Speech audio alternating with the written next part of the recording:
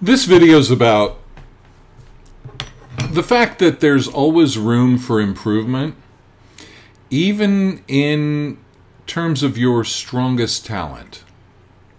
Something that happens in my healing practice and my own self-healing journey is where somebody runs up against a core issue in an area where they think, and where it's actually true, that they are strongest. And when it comes to spiritual healing, when it comes to embodying your potential, there's a little ego pitfall here where we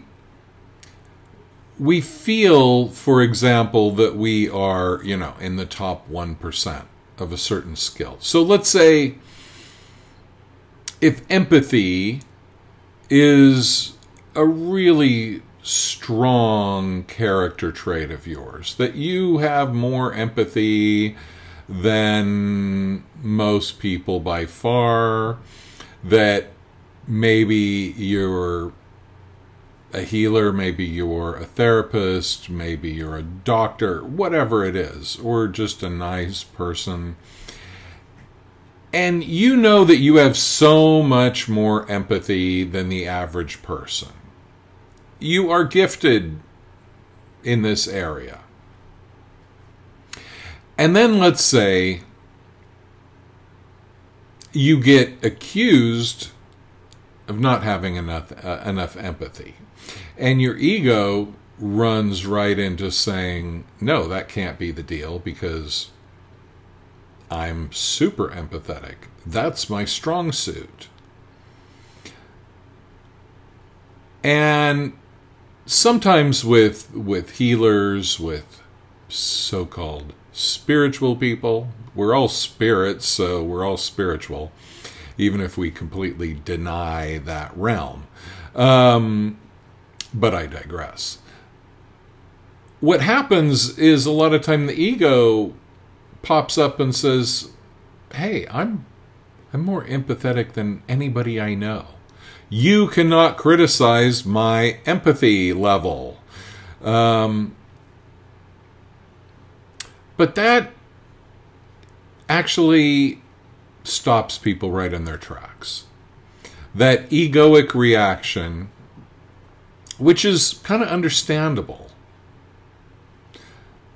But on the other hand, look at musicians, look at top athletes, and notice that they are always working on the thing that they're strongest at. Professional athletes have coaches. They have coaches that are physically incapable of doing what they can do. And they listen to those coaches, if they're smart. And people that are on a path of self-discovery, well, they ideally aren't that sensitive where they feel like they need to block out this criticism. And again, it's understandable when, sticking with the example of empathy, when you are by far the most empathetic person that you know, that you are a natural healer, that you are the person that people reach out to in times of crisis, and then somebody tells you you need to have more empathy, you need to open your heart, whatever. Well, my suggestion to myself primarily and everybody else is keep working at those things that might be actually extraordinary gifts for you.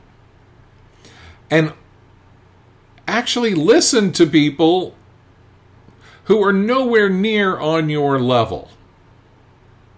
But they might have that one sentence. And the way to find out whether that sentence applies to you is, do you have a reaction when you hear it? Do you get pissed off? Do you get depressed? Do you get super frustrated? Now, sometimes people will give you very cliche arguments. Their points will be something you've heard a million times. And I'm not saying just to let anybody come and attack your talents and to listen to them all. But notice when you have a big ego reaction where you're resisting what you're hearing, and realize that there might be some fine points to work on.